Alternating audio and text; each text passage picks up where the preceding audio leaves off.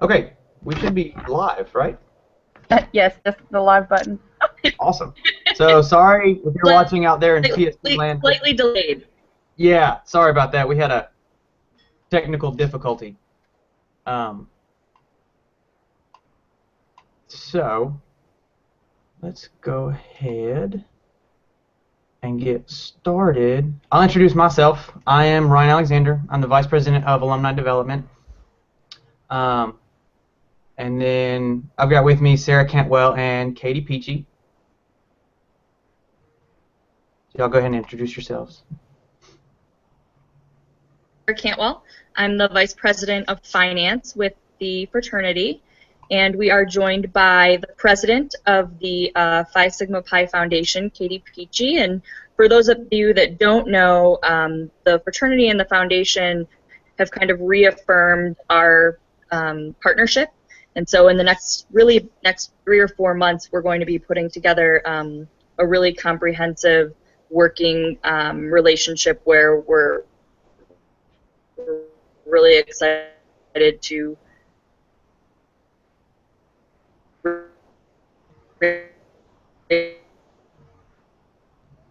raise money for the Sarah, you're cutting in and out. program services until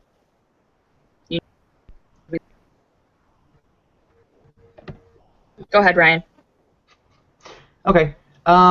So if you have questions while we're doing this that you want answered, you can tweet them using hashtag PSP Roundtable, leave a comment on Facebook, or send an email to werock@phisigmapi.org, or add a question to the Google Chat discussion board.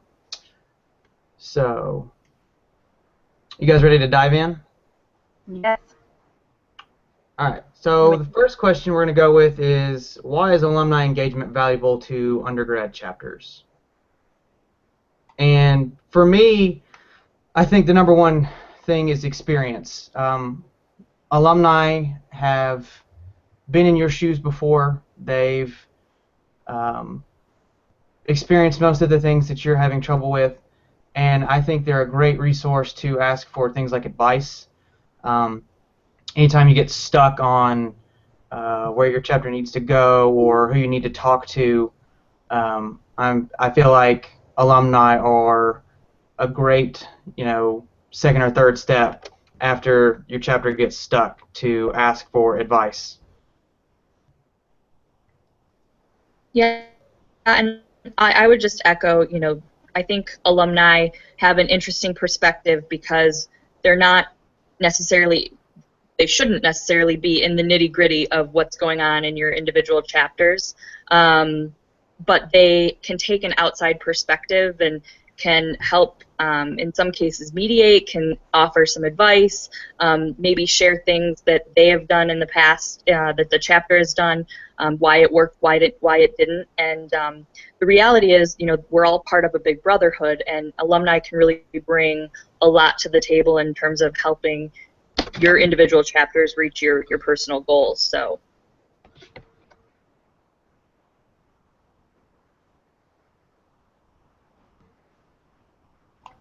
Katie, do you want to say anything? Yeah, I'll add to that just a little bit, echoing what y'all said. Plus, I think it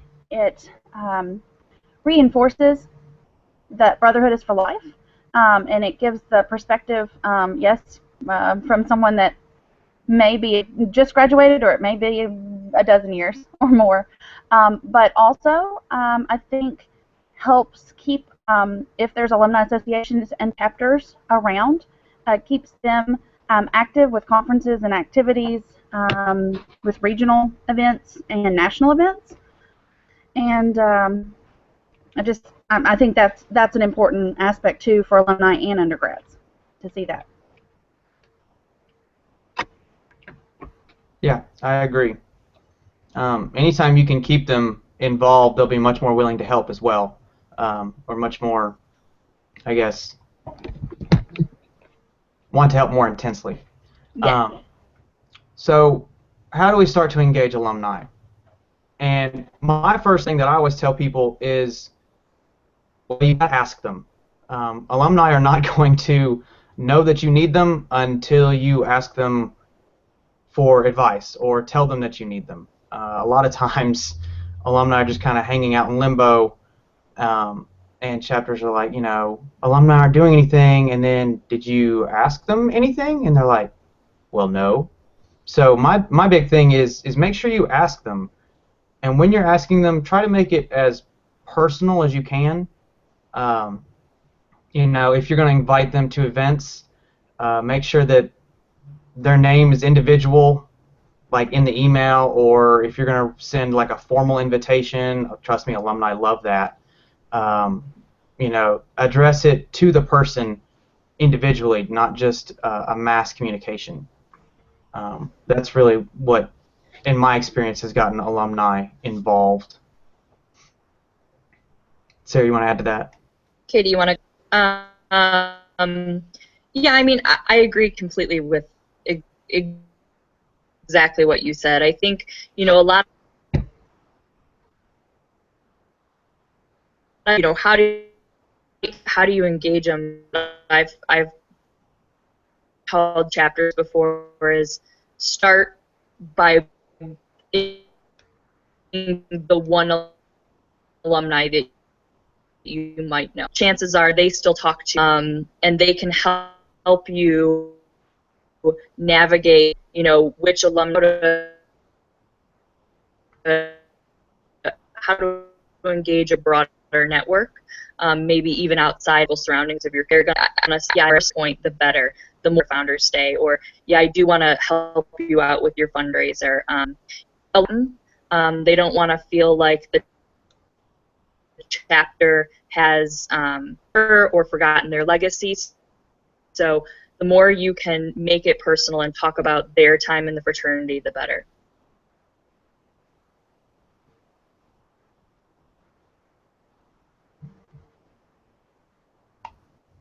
Yeah, and I'll add to that.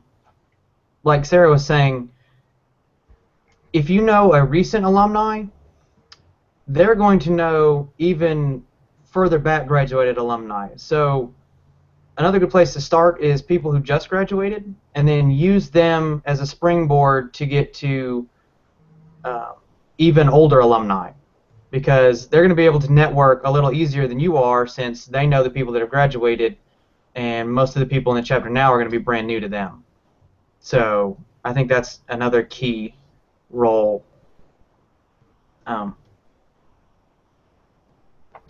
Katie, you want to add to that? I'm sorry, Sarah, you were cutting out just a little bit. I think you said something about events in there and things that may have been important to the chapter all along. That's probably been something that's been around, like homecoming or special alumni events that maybe don't change. People can look to, and certain, I think there's a certain kind of comfort zone that people would like if maybe it's been a while, or there's a group of people that they don't know. So I think that helps with the engagement.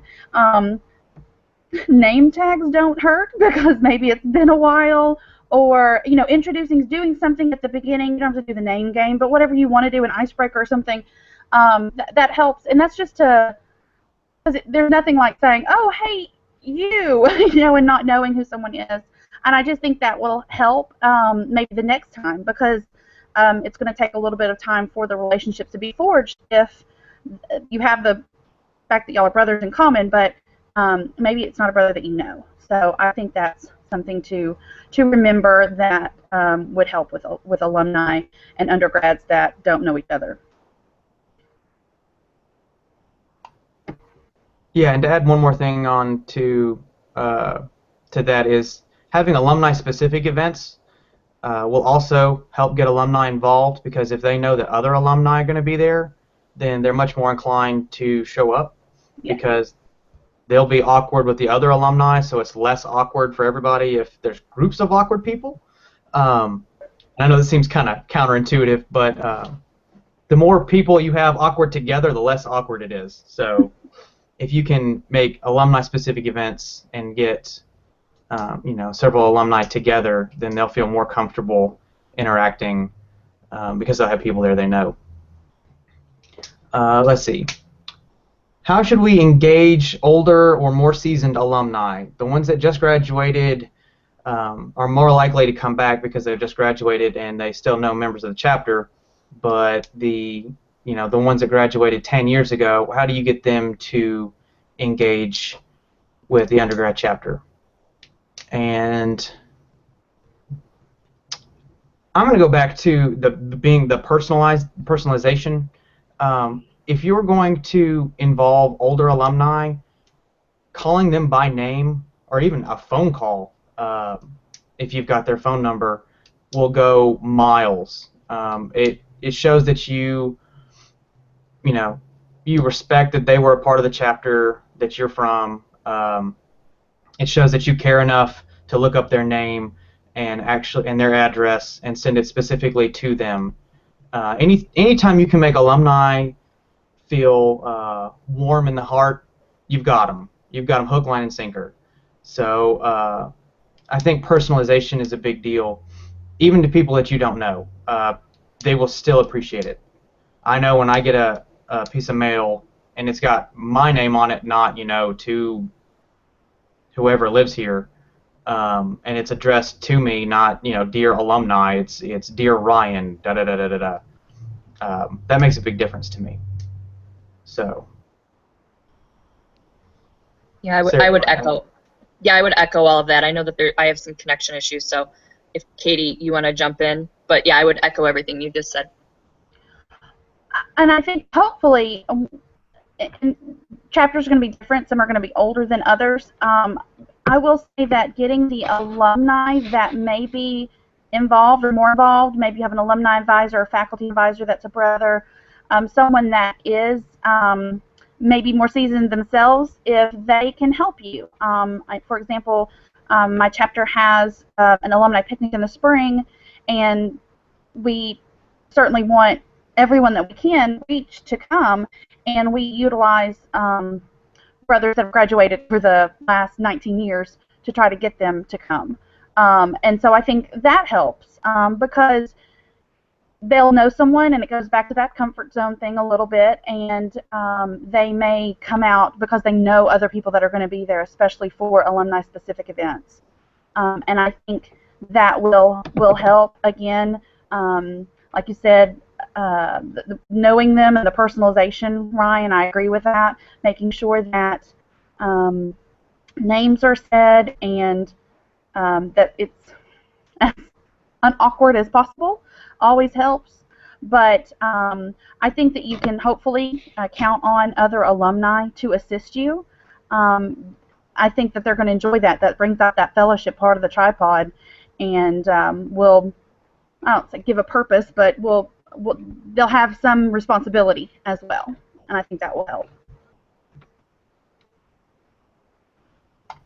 Yeah, just to reiterate, I really think the key is personalization and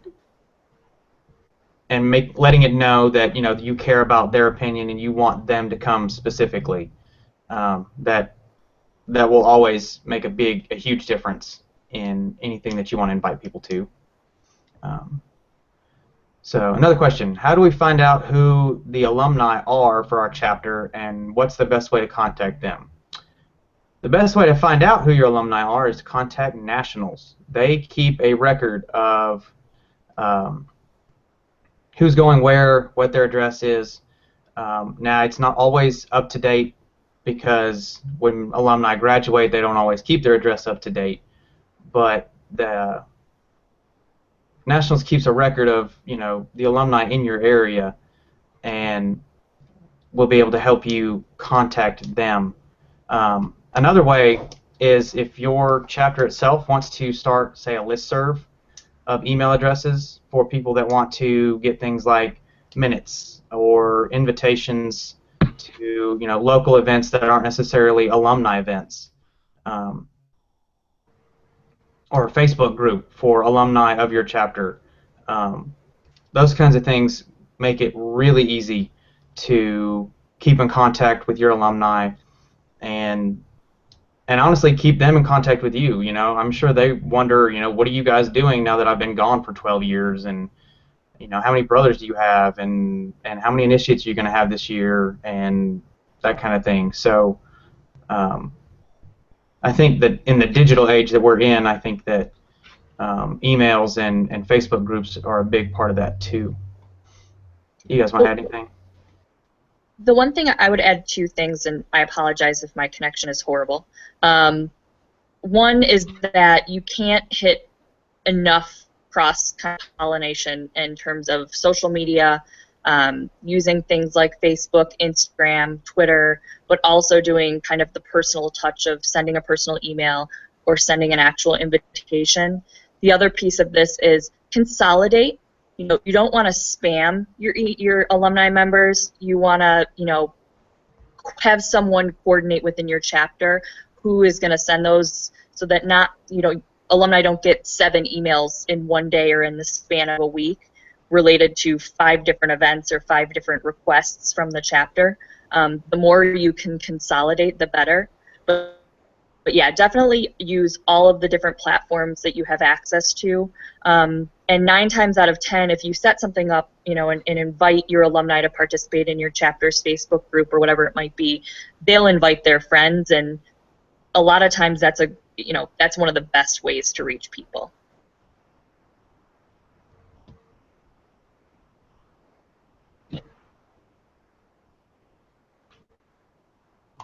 Katie, you want to say anything? I agree. No, I think that touched on it a lot. Okay, and along those same lines is how we should stay in contact. And I think we pretty much answered that. Facebook pages, Twitter, Instagram. If if they're young enough to be into the Instagram thing, which I supposedly am, but I'm not into Instagram. Imagine that. Emails, listservs, a lot of, or at least my undergrad chapter, Epsilon Xi, actually sends out minutes to the alumni that want them. So if you want to keep up with what's going on, you get a weekly email with the minutes and what events they're having, what's going on, the changes to the bylaws, everything. And I know it seems like once you graduate, whatever, that's boring. But I actually know several of my friends that graduated that read the minutes every single week. So that's a big easy way to keep your alumni engaged and keep them up to date on what's going on in the chapter. Actually, Ryan, I do have one thing to add, and it's utilizing the alumni that may be involved and getting the contact information from them. Because, like you said, nationals is going to be the best way. They're going to have the master list and things, but it may not be kept up with people move. But other alumni may have kept in contact with them. If you're not using it to spam them and sign them up for stuff, send them. Maybe that your chapter sends Christmas cards, or does something for Founders Day and sends a note, or whatever it may be. You can get personalized addresses or maybe emails. And the same thing, make sure that when you do have an event, make sure that you're getting checked just to see if the information is up to date. And I think that will help with growing that alumni base. Sarah, do you want to add anything?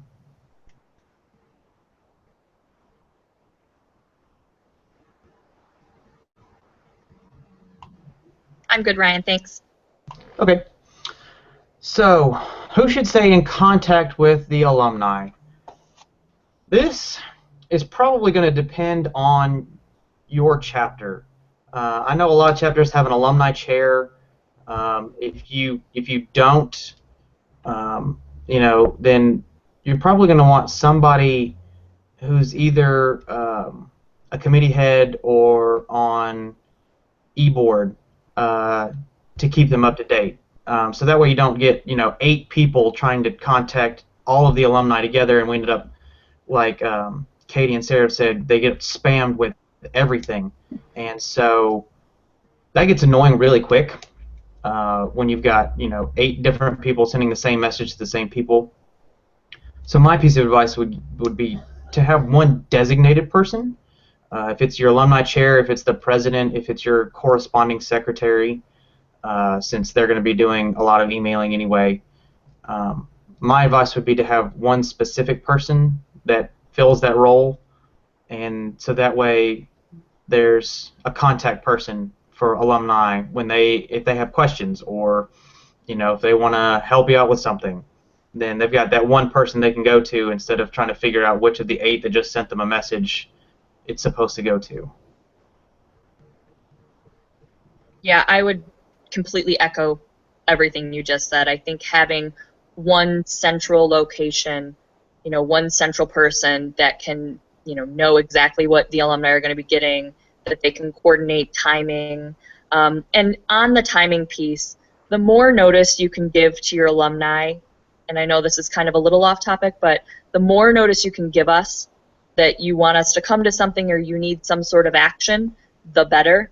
I'm in fundraising. I've done event planning pretty much my entire career professionally, and the rule of thumb is at least 6 weeks before an event, you want to get an invitation in the mail or in an inbox per se.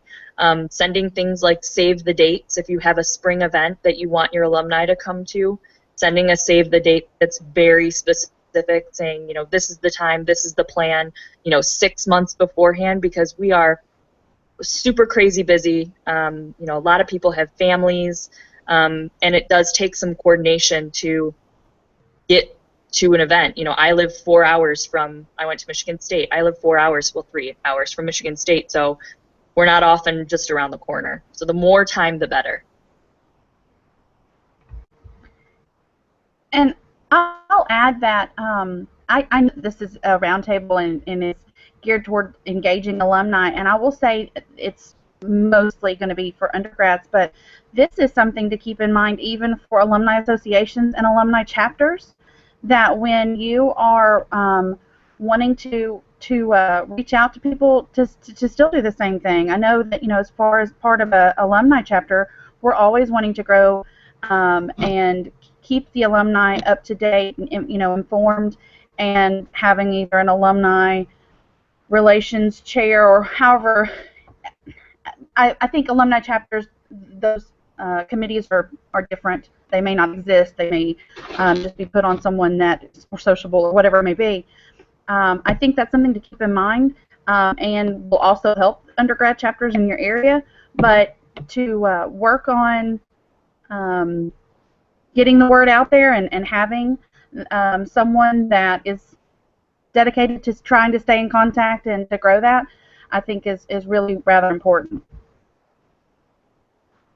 And also Facebook's been a huge thing for us, just to be able to get the word out there. And I will second everything that they just said. Hey, Ryan, we actually have a new question that just came in. Awesome. I feel like I'm on a TV show. Well, this was tweeted in from, and my email went away, Jonathan, who's on the Google Hangout Q&A. Any ideas of what kinds of events would appeal to alumni? Thank you for that question. I know for me personally, and all the alumni in SAC, if there's food, we'll go. That works for college kids too. I know that sounds crazy, but anything that's got food that we eat, anytime there's food, we'll show up. Maybe that's an old people thing, I don't know, but when there's food and we've got enough notice to be able to move things around to get to it, we will be there. The other thing is have events at a specific time that people who aren't in college can make it. So having an alumni event on a Wednesday at 7 o'clock is probably not a good idea. Having an alumni event on a weekend for lunch or an early dinner, you're going to get a lot more participation because, like Sarah said earlier, when you graduate, it gets real fast, and you are covered in work, family, other obligations, and so that's another key part. That's a little off topic, but yeah, our thing is food. Honestly, other than that, I'll show up to anything. I know that, as long as there's food. Okay, well, I like food, but I'm not sure that food's going to necessarily draw me to an alumni event. I think that there's two ways of looking at it. So one, it's if there's something in your chapter that is kind of a quintessential event for you. So maybe it's been happening for a while. Alumni love to come back for that sort of thing because it reminds them of the good old days, right? It reminds them of, oh, I remember when for instance, Beta Sigma does a teeter-totter-a-thon every year where we teeter-totter for 24 hours, and it's something that they've always done. So people know that they can go back and alumni are welcome.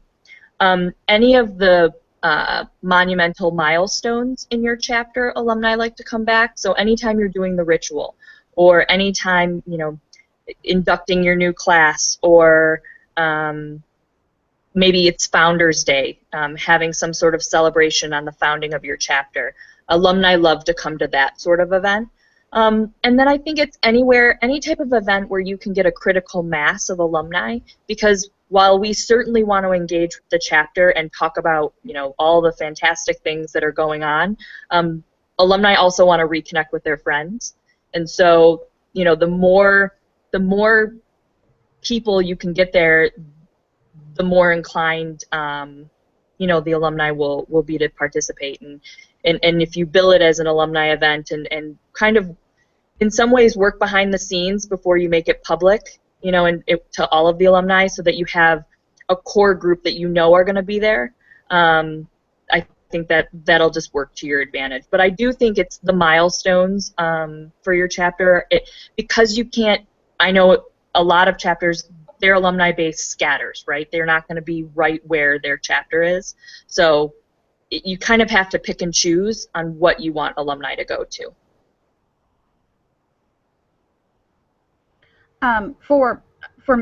Just from my experience, the events that we have been able to get the most alumni to have been homecoming in the fall. We have a football game.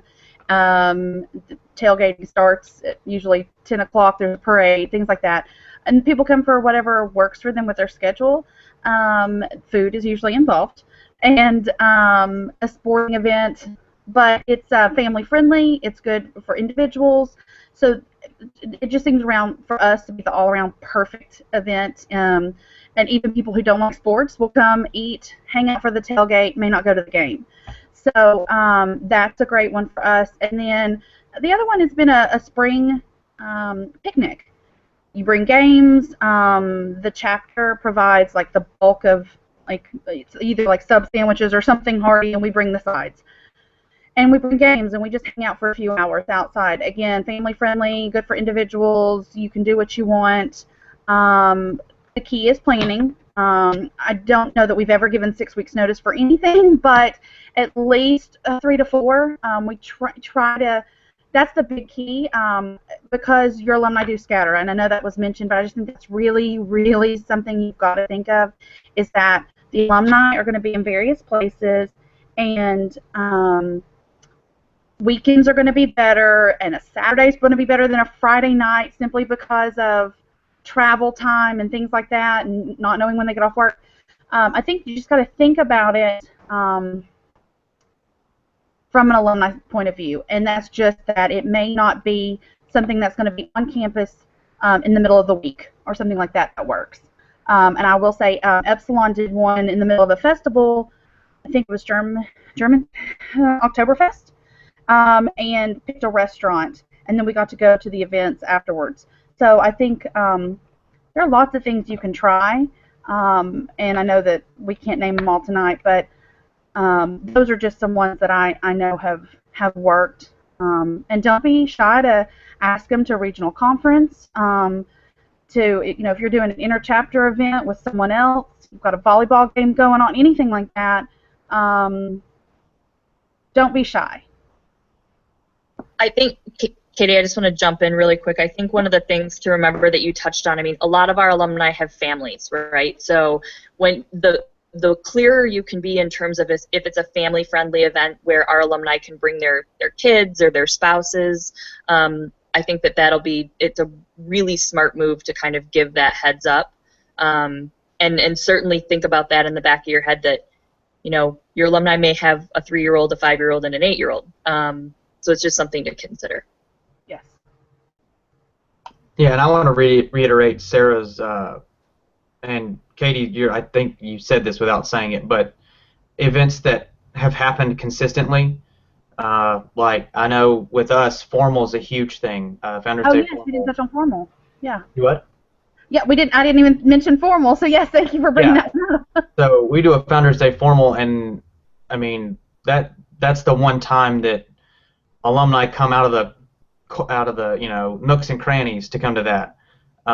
Also, we've had a tradition that started when I was rushing for a Thanksgiving dinner, and I know that people I haven't seen in 9, 10 months will show up out of the blue to that Thanksgiving dinner because they remember when we started it, or they remember how much fun they had when they were going to it as an undergrad. So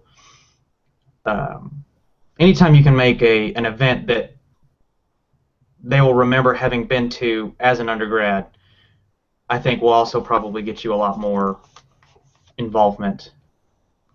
The one other thing that I would add, and I know we need to keep moving on, but I think this is really important, because we have chapters all over the place, especially if you're a young chapter, don't be afraid to reach out to the national office, find out if there is an engaged alumni that's living in your area that may not be from your chapter. There's a real beauty when you can be a part of a chapter that you didn't actually come up in.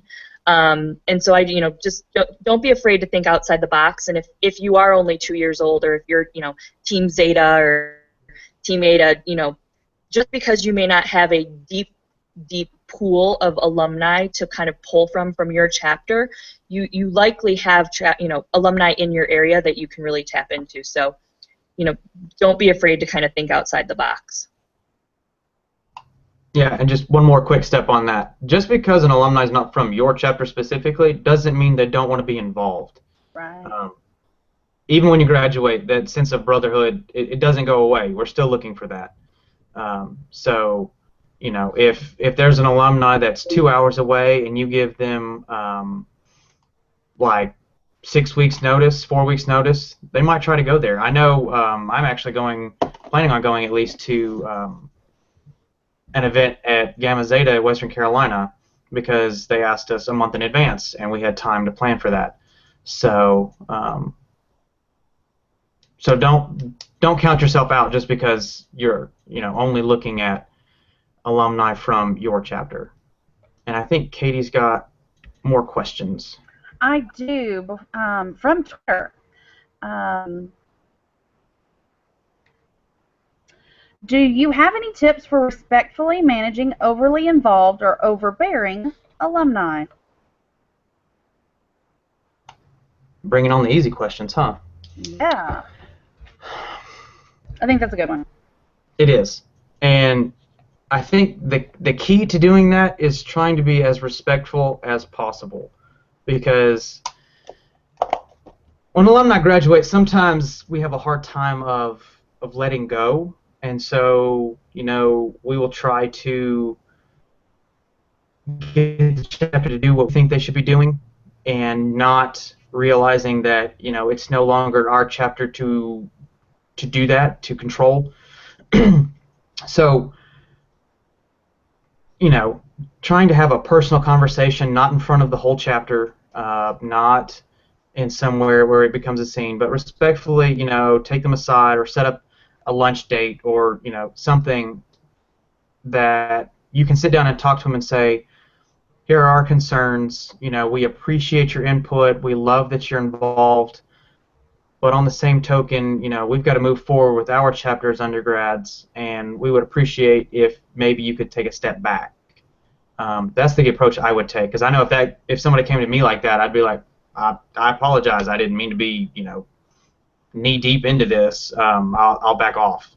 So whereas if you bring it up in chapter and try to point somebody out and say, hey, stop doing this, you can get a lot of backlash. So I think the key is just mutual respect. At least it is for me. Yeah, I mean, I think that this is one of those circumstances or one of these situations where it can be really difficult to manage. Just like there are circumstances in the chapter where, you know, brothers might not get along, you know, and some brothers may have stronger personalities than others. Alumni, some have stronger personalities than others. And while I think there's that balance of, you know, you want as an alumni to give advice, sometimes we don't realize that we are crossing a line. And having, whether it's the president or somebody that has a good rapport with the alumni that might be crossing that line, have a really candid and honest and respectful conversation.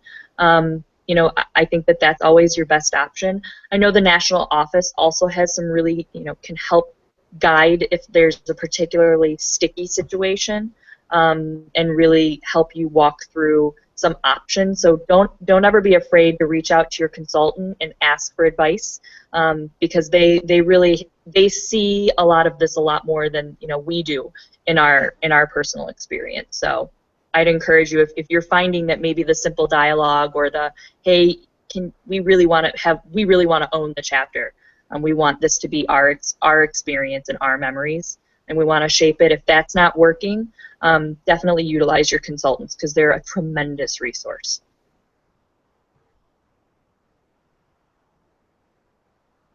Katie, you want to add anything to that?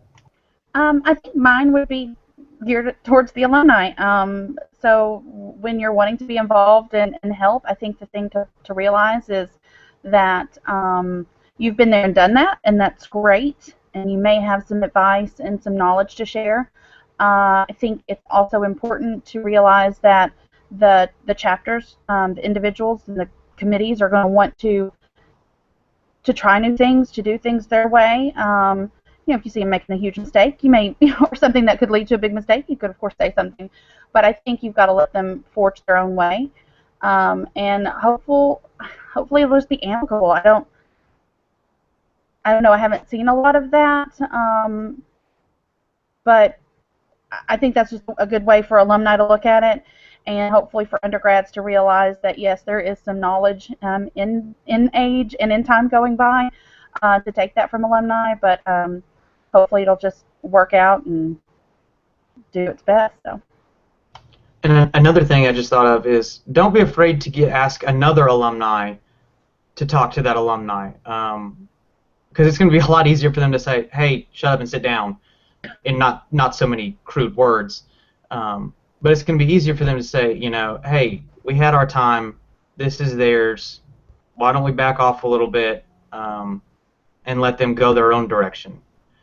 Now, like Katie said, you know, if they're going to be doing something that's, you know, going to end up in hazing or getting somebody hurt, sure, step in, say something, but I think if you can get an alumni to intervene with another alumni, it probably will go over more smoothly than if you have to sit down with them one-on-one as an undergrad to an alumni.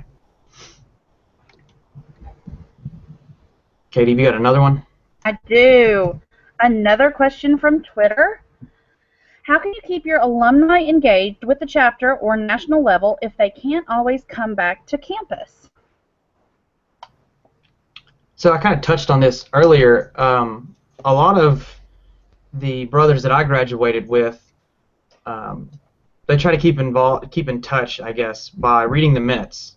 They love minutes, and when they don't get their minutes, I hear about it like, you know, the day after they were supposed to go out, which I think is interesting. But you know, I mean, one of the brothers I graduated with, she's in Ohio, but she reads the minutes, I mean, religiously, and if something crazy is going on or she doesn't understand, you know, she'll send an email back and say, hey, what is this? Or could you clarify on this? I'm not sure what's going on.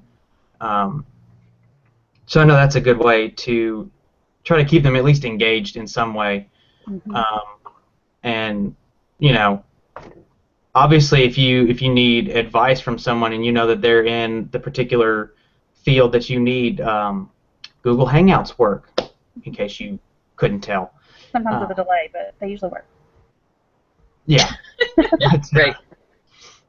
But well, I'll add to that. You were talking about the minutes and stuff. I think it goes back to just keeping alumni informed. I think people will just want to know that. That's why newsletters. I mean, some people do those holiday cards that have this is what was done over the past year. It's that information and just something that they can just keep informed and kind of know what's going on. I think part of that you can include regional events or national events. I know for some of the local chapters, we have brothers that are in Washington, D.C. or in the surrounding areas, easily a train ride. I think it would be good for us to probably put on Facebook or the newsletter or whatever and say, you know, our national convention is going to be in D.C. this summer, things like that. Again, it's that information, and it may be part of a mass email, a letter, Facebook post, but I think getting the information out there is key so that they know what's going on, and that would definitely, hopefully, get them engaged on a national level, especially if they've been before, if that's something that they've shown an interest in.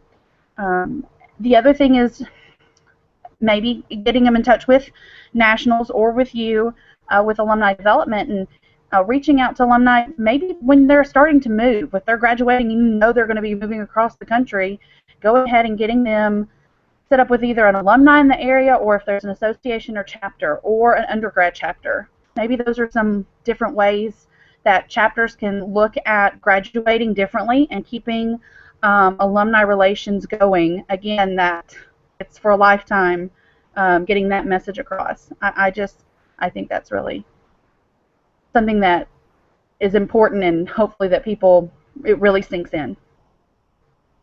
Yeah, and I'll just add to that. You know, I think there's a couple things. One, I think knowing your personal alumni base. I know personally, in my chapter, I think if we got minutes, there would probably be an uprising. But I think that for Ryan's chapter, that's, you know, really unique. They're really engaged and wanna see that.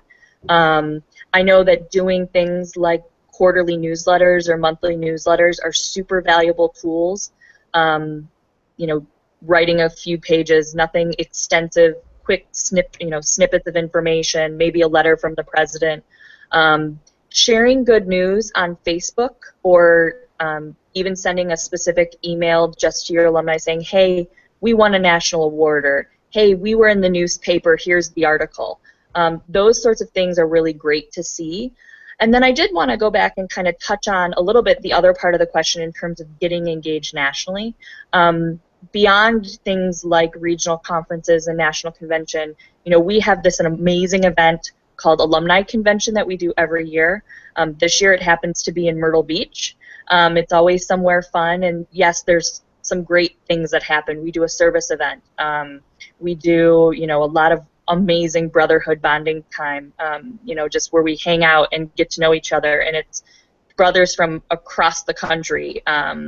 And there's always a really good representation, but there's also some really good dialoguing that goes on in terms of, you know, how do you work with your chapter, and how can we help our collegiate chapters, you know, kind of reach the next level. And you know, that's one way that folks can, if they don't live kind of in an area where they have an alumni chapter, which is another way. So both Katie and Ryan are involved with alumni chapters. We do not have an alumni chapter in Chicago, which is where I live, but we do have some pretty amazing alumni chapters around the country, and they're mostly right now in major metropolitan areas, but we're always looking for people that, you know, want to start an alumni chapter in their area where one might not exist. So those are probably two of the bigger ways that folks can get involved if they don't live by their collegiate chapter on a national level.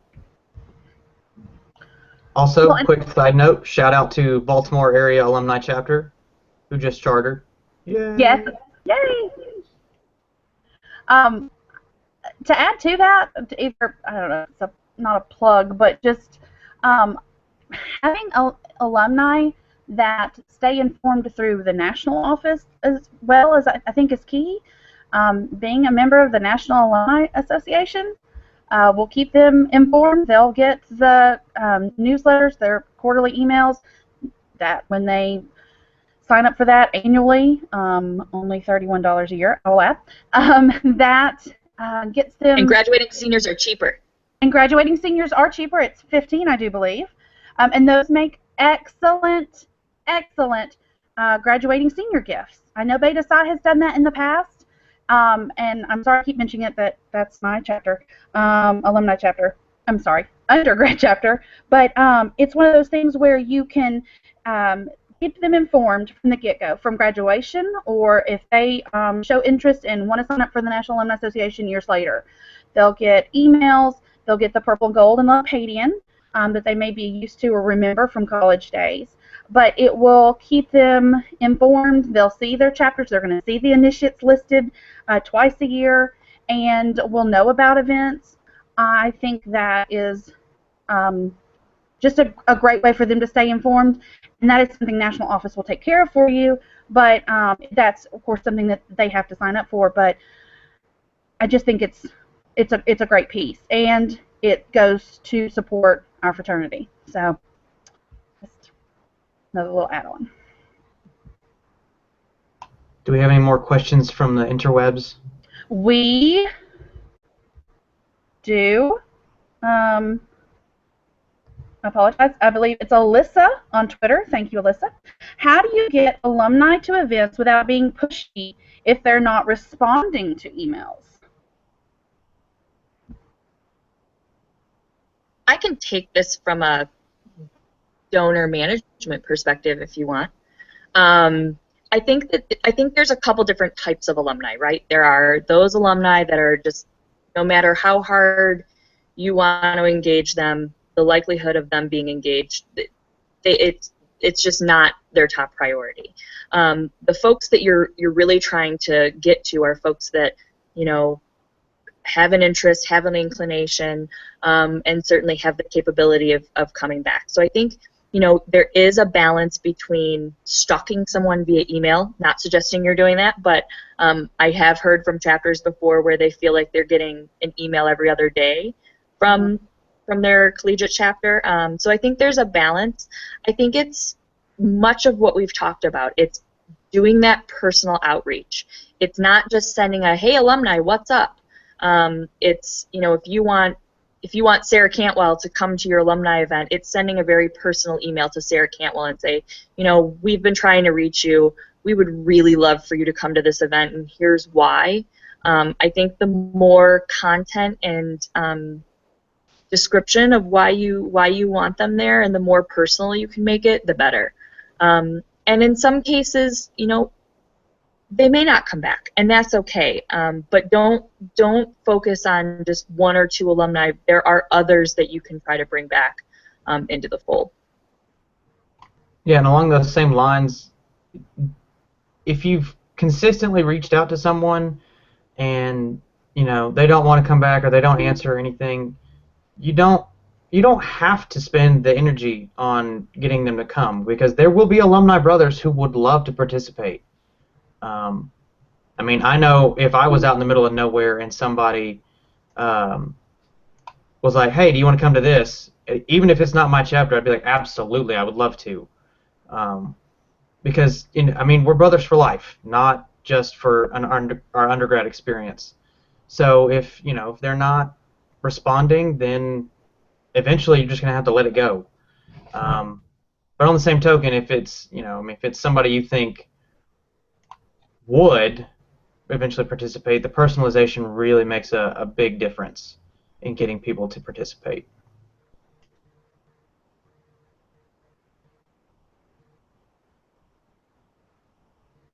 Katie, do we have any more interweb questions? We do not currently, but keep them coming, y'all. Okay, then we will go to, when alumni come to events, how do we make them feel welcome? I'm going to steal Katie Peachy's thing and say name tags. If you've got people coming and you know that they're coming, giving people name tags will make it so much easier to communicate instead of the awkward, hey, what's your name again? I know we met 5 minutes ago, but I'm terrible with names. And so it it kind of breaks the ice a little bit and makes it easier for people to remember one another, especially their names when they're talking to each other. You know, you can always do icebreakers, or if you're, say you're having a dinner, a seating chart, which is relatively random, you know, where you've got so many brothers sitting next to an alumni or sitting next to a group of alumni. Anytime you can make them mix. By the end of the night, usually the whole awkwardness goes away pretty quickly. Like at regional conferences, you know, it's kind of awkward when nobody knows each other, and then you play 2 games, and all of a sudden on Saturday morning, 80 people are best friends with each other. So really, I think the best way to make people feel welcome and get rid of some of that awkwardness is to make them interact. Because, you know, they joined Phi Sigma Pi, which means obviously they're awesome enough to be a brother. So I would just add, I think name tags are a tremendous idea. I think letting your brothers know ahead of time that they have a group of alumni coming is really smart in terms of, hey, at this event we're going to have these 10 alumni there. I think having people at the door greeting folks and saying hello, thank you for coming, is super helpful.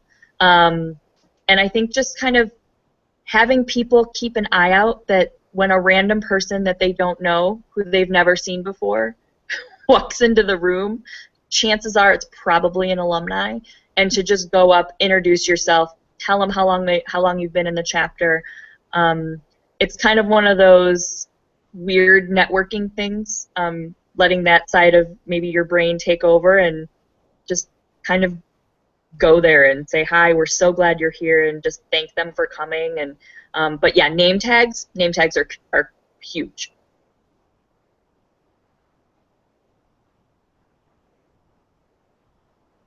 Katie, you want to add to that?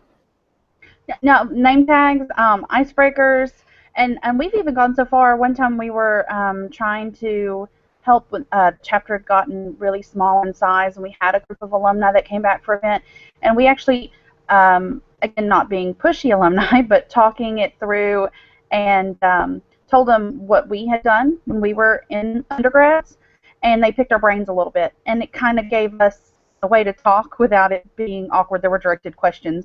There was something they were looking for, and then the conversation, you know, flowed a little smoother. But I can't say enough about name tags, name tags, name tags. So, name tags. Okay, that's it. So moral of the story is name tags. Name tags. So moving on, what are the do's and don'ts of asking alumni for monetary donations or soliciting money? And I'm going to let Sarah start this one off. I think that's a great question. I think that in so many ways, when you ask your alumni for money, be smart about it. Don't necessarily look at your alumni like they're banks, because a lot of your alumni might be in grad school or have kids that they're, you know, saving money to send their kids to school. You want to have a purpose, right? You don't want to just say, hey, we need money. You want to have it tied to something. So is it, hey, alumni, our goal is to send 4 people to National Convention this year. You know, we want to raise XYZ dollars by June 1st. Would you consider, you know, supporting the chapter in that way? Or, you know, we're raising money for our local philanthropy, but you don't want it to be a random listserv request, right? You don't want it to be, hey, we need money, please send us some. You want it to be a handwritten note from someone in their particular family line, that it says, you know, I'm a member of this XYZ founder's family, I know you're a member too, we're really excited about our upcoming fundraiser. You know, would you consider donating $10? Would you consider donating $25? Asking is often one of the more difficult things if you're not used to it. But your alumni, they want to give back, but they need to understand what the need is.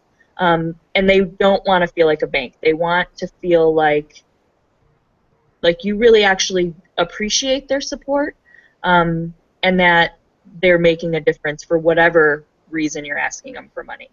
I wouldn't suggest asking your alumni for money to help pay your chapter's dues. You don't want to make them feel like either you give us money or we can't do X, Y, Z. You want it to be personal, and you want it to have a meeting and have an actual goal associated with it. So yeah, I say the more personal the better, and just be really smart about it, because when you ask people for money and it isn't done in the right way, you can turn them off for a long time. Yeah, I'm sure I'll have more to add, but that's how I'll start. Well, a very wise alumni told me to engage first and then ask, to try to have a relationship or some kind of engagement, so that along the same lines that you were saying, Sarah, don't just say, send out a blanket email, we need this. I think it's good to reach out or to let them know, even if you're doing it at an alumni event, you can do it like not so much an ask that people may be used to, but let them know what you're looking for the chapter, and then do some follow-up or something like that. But I think they do want to be asked, but they want to be asked the right way. Maybe that's just the part that people have a hard time with. I think you just have to be wise about it. Don't think that they're cash cows or bank, I think is what you said. And let them know what it's going to be used for. I think that they'll probably, something's going to hit that memory, and they're going to say, oh yeah, I remember that, or I know what this is for. I think that's another one. The other thing I'll add here is that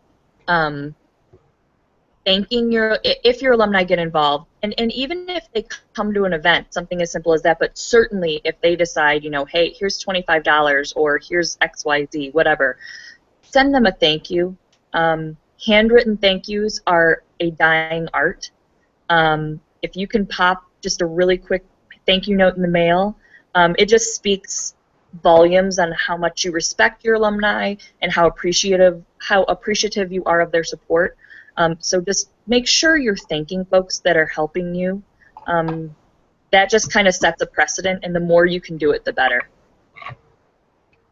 Yeah, the amount given and thank yous sent is pretty proportional. So the more thank yous you send out, I can't guarantee, but if you send out thank yous, next time they might be willing to donate more or donate more often. When people realize that you appreciate that you're helping them out, they're much more willing to help you out even more. So yeah. Moving on to the next one. What are some good resources that our chapter can utilize in regards to alumni engagement? I'm going to say that the most underutilized resource is national staff, because anytime you need anything in terms of getting addresses or trying to figure out, for instance, how to handle alumni that are being overbearing, your chapter consultant and national staff are going to be able to help you out much more than you think. So don't be afraid to reach out to them. I think the other thing is, don't be afraid, even if they're not in your area, reach out to your alumni chapters. If it's not, it might be you're in, I don't know, Florida, and you're trying to figure out how to deal with your alumni. You have, 2 people that are involved with alumni chapters on this hangout right now. I mean, reach out to your alumni chapters and use them as just kind of some sounding boards. I think that those are key. So don't be afraid to ask. To Ryan's point, use your, talk to your national staff, talk to the consultants. We have several toolkits that have ideas, how to build things, whether it's a committee or whatnot. There are a lot of different options that they can kind of guide you through. So, and I know Katie had some suggestions as well. I put a couple in the chat, and I realized I don't know if everyone who's seeing YouTube can see the chat. So online there is the Alumni Relations Committee guide, and then also the event planning form. And these are again in the chat log. Hopefully, if you can't see them, I'll try to post them like on my Facebook page or somewhere on Google Plus. I'm not as familiar, but I'm sure I'll get it posted somewhere. But these are just good things to help with the planning, to let people know some different things to think of and some checklists. And that goes for any event, but especially when planning is needed with alumni schedules.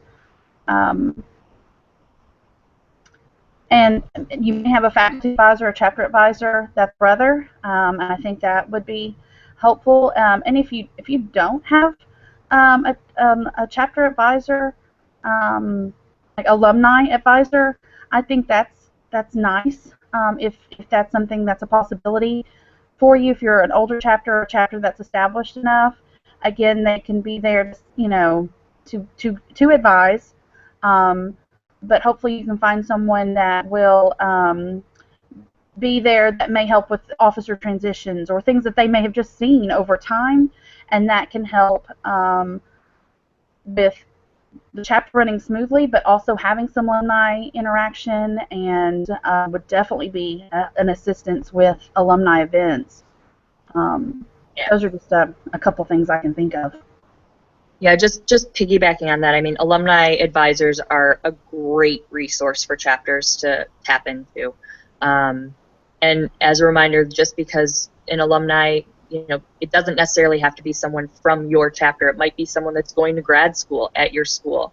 They're a great resource and can really open up the world of alumni and your alumni base in a really tangible and fast way.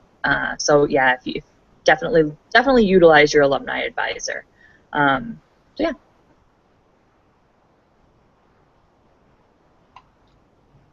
Katie, do we have any more questions from the interwebs? I'm checking, and I do not see any other questions. This has been fun.